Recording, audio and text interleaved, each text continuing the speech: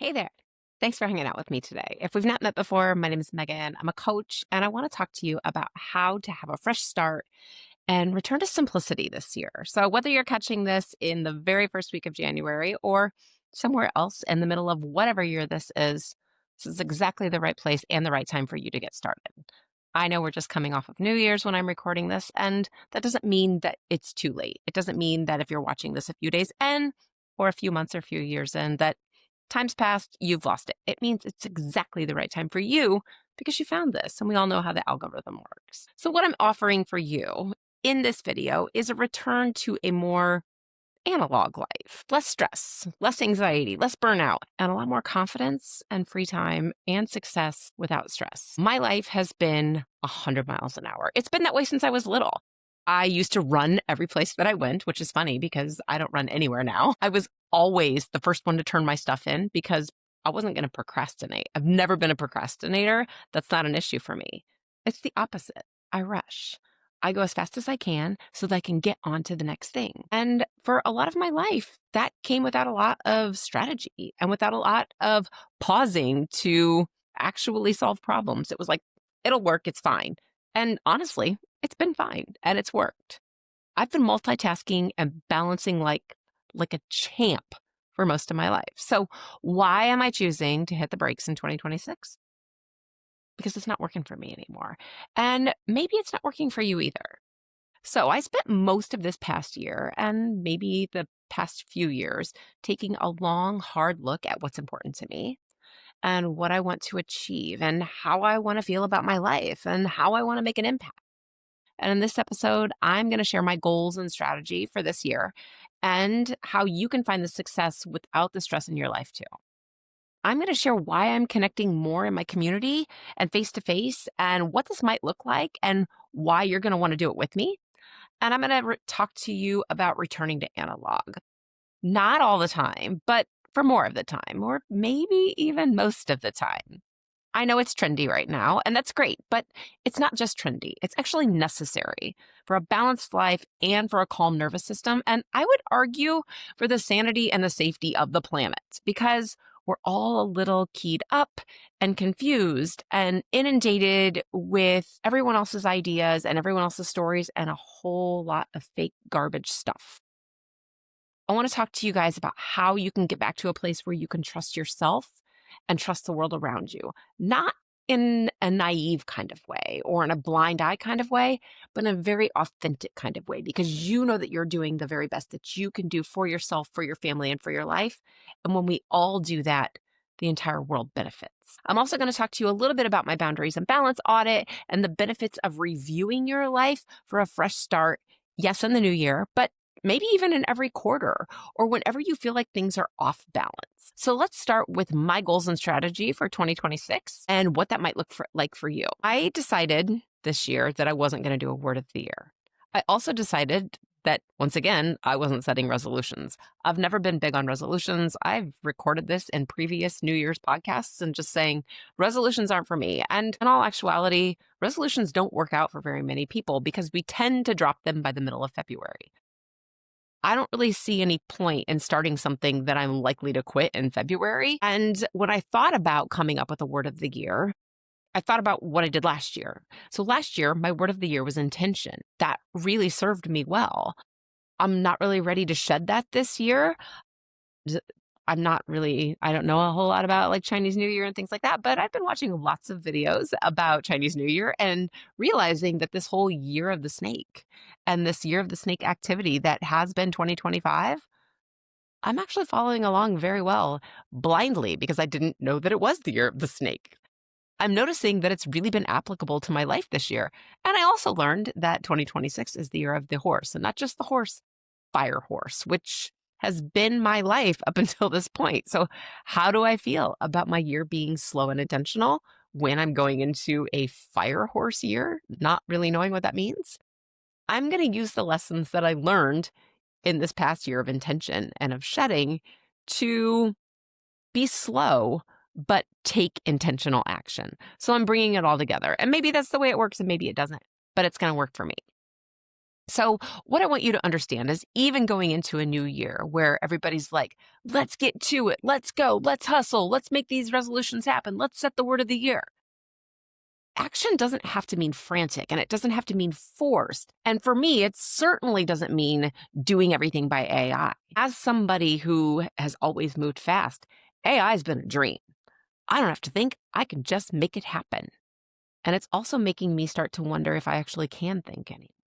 So I'm out to prove to myself that I was really creative in the past and I have great ideas. And this idea that I can't slow down isn't true. And my guess is that it's not true for you either. And while I think there are benefits to AI, and I hope that we use it for the betterment of the world, I hope we use it to identify and treat cancer or to solve climate change or to do really great things for society, I don't need it to speak for me. I don't need it to tell you things because I have a mouth and a brain and a body and a life experience that I want to share with you. So I'm doing the opposite. My actions are going to be intentional. They're going to be values based and they're going to be grounded in authenticity because they're going to come from me. I'm going back to my creative roots. I'm trusting myself. I'm growing my confidence and I'm teaching other people just like you to do the same thing, not only in their work, but in how they make decisions and how they go after what they want to experience in their lives outside of work. Because remember that we do actually have lives outside of work. And I know work-life balance is also trendy and it's also very important. The other thing I want to talk to you about is connecting more in my community and doing things face to face and why I'm doing that.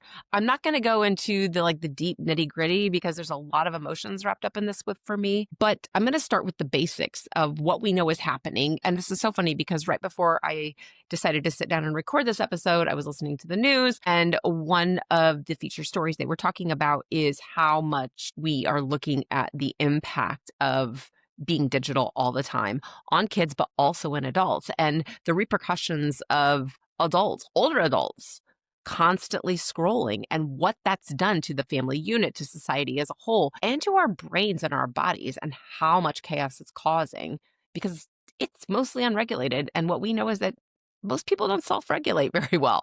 So we're not going to self-regulate when we're addicted to dopamine because the dopamine's calling the shots. So my solution to that for myself and to be a good example for my teenagers is to go a little more analog.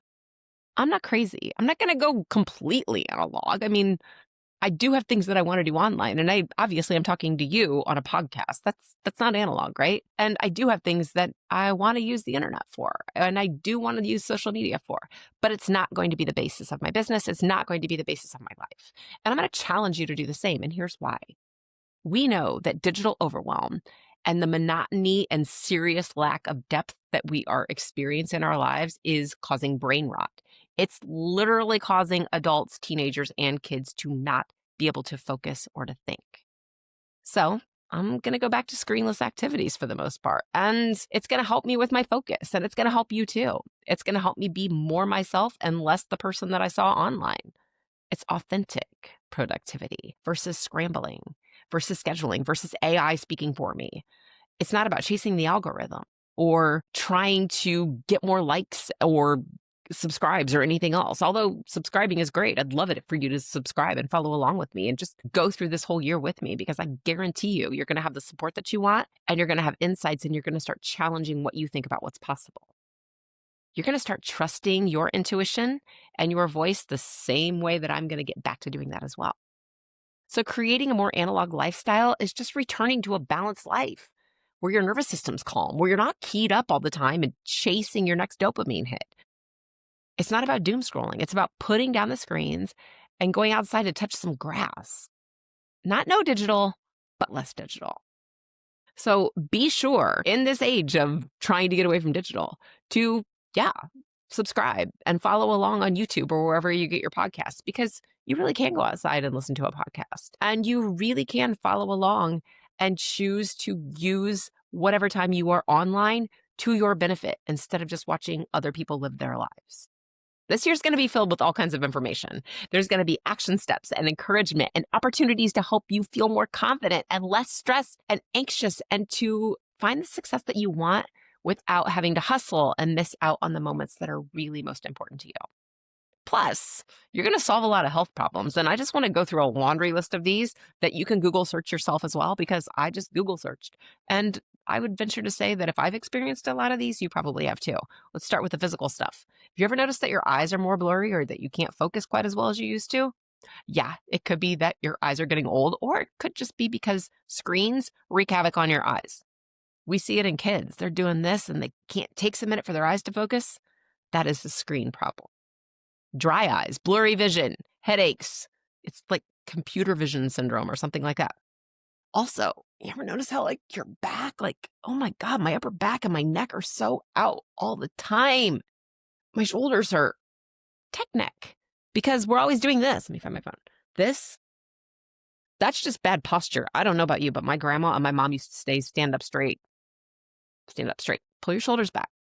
That's actually a healthy way to stand. And people are becoming more hunched, and it's preventable.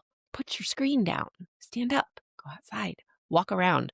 Remember to hold your shoulders back. Other things like a sedentary lifestyle. You know what this thing like the little black dress of health problems is basically sitting now? It's an increased risk of 1, gaining weight, 2, diabetes, because we aren't moving and burning off the sugar in our bodies. We're creating insulin resistance. Our heart isn't working as well because we're not exercising it. We're just scrolling and watching other people do sports. Hormone disruption.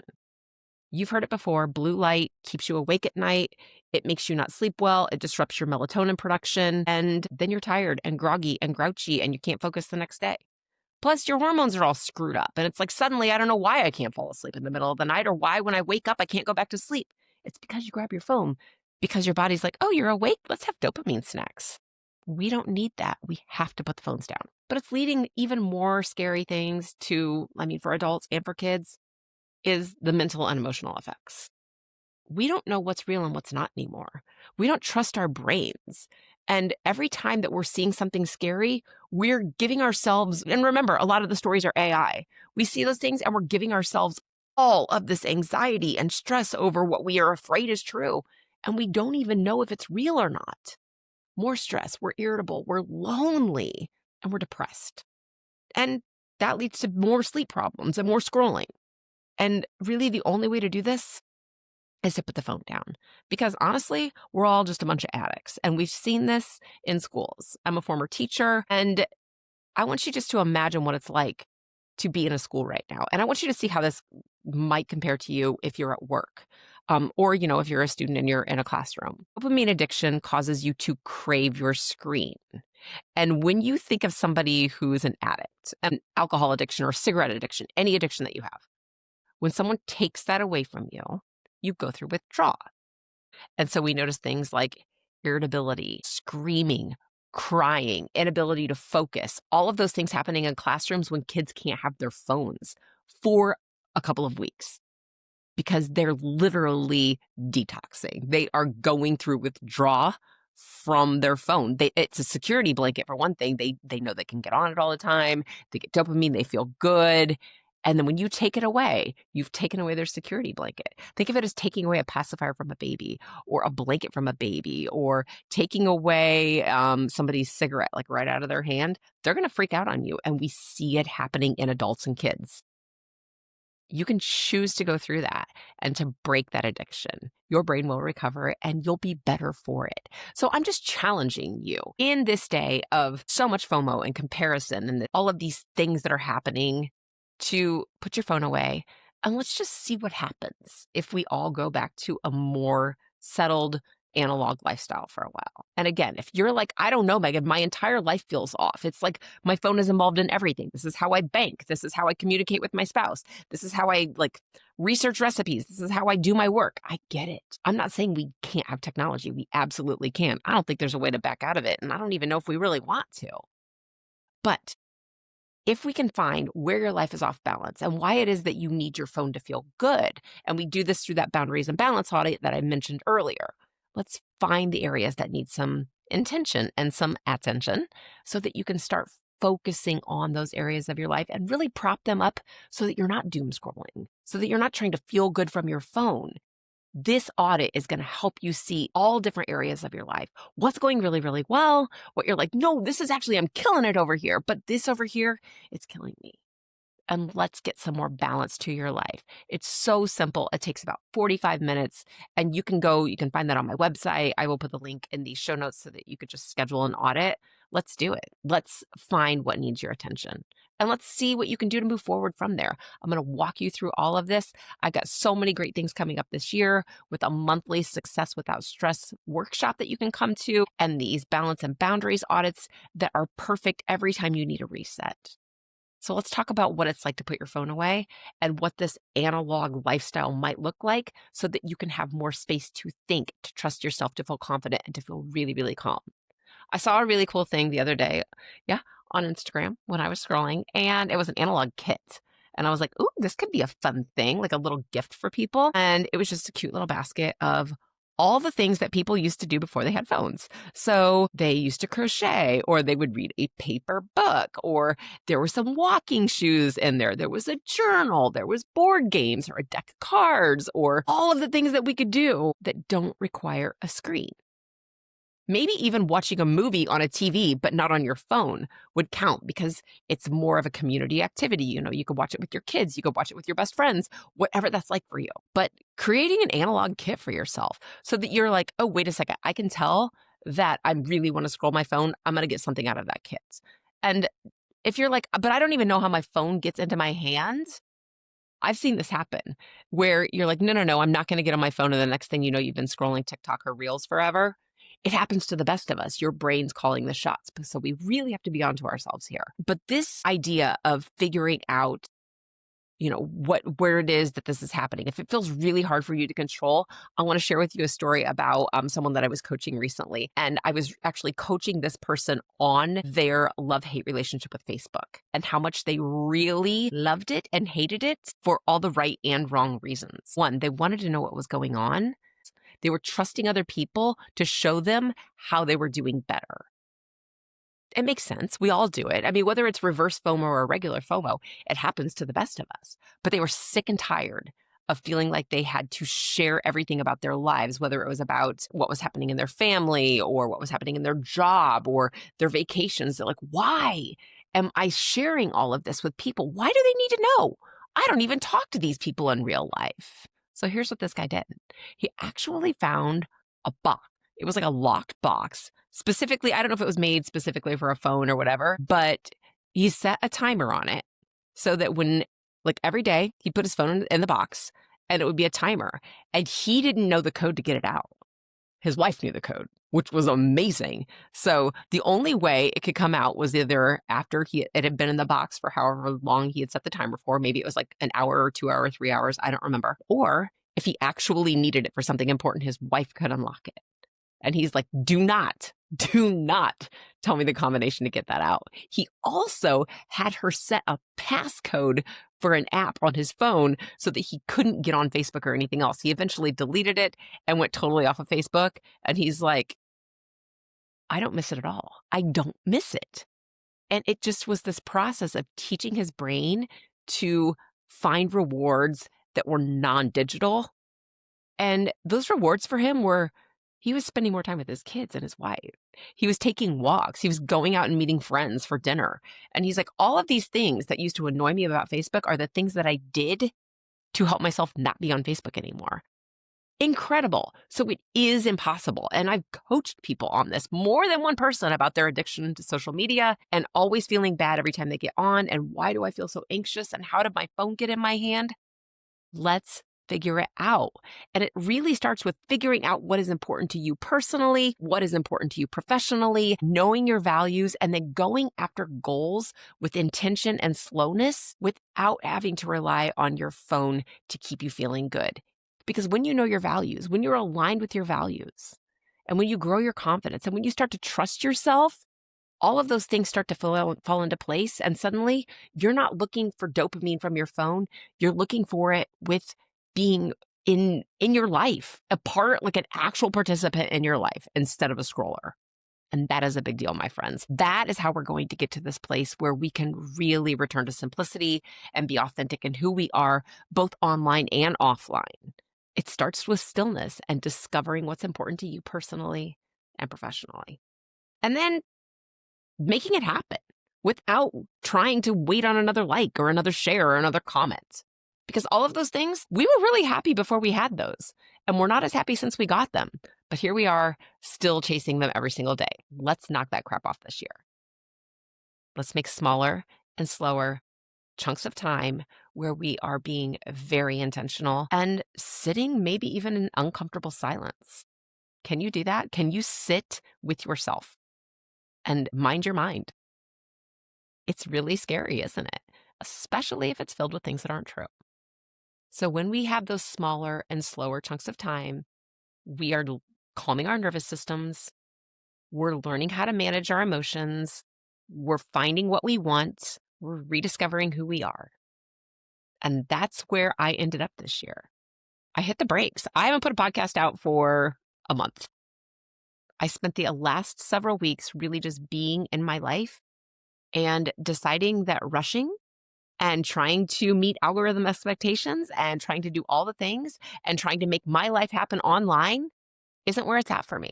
So if you're feeling the same way, if you're like, you know what, I just want to be in my community, I just want to feel like I'm a part of something big, let's do it. And this is especially true and hard if you are a multi-passionate person. If you're trying to rush around and do all the things, I get it.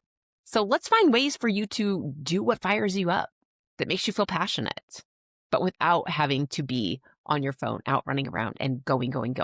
Because your best ideas and your best feeling self, the joy and all of the peace and all the success that you want doesn't come from doing more. You have to leave space for seasonal resets, for growth, for new ideas, for inspiration. Because if you never slow down, you're never going to hear those things from inside of you or from what's happening around you. And this is where we start. So throughout this year, I'm guiding you right alongside of myself to less rushing, less overwhelm, less burnout, less anxiety, and less stress.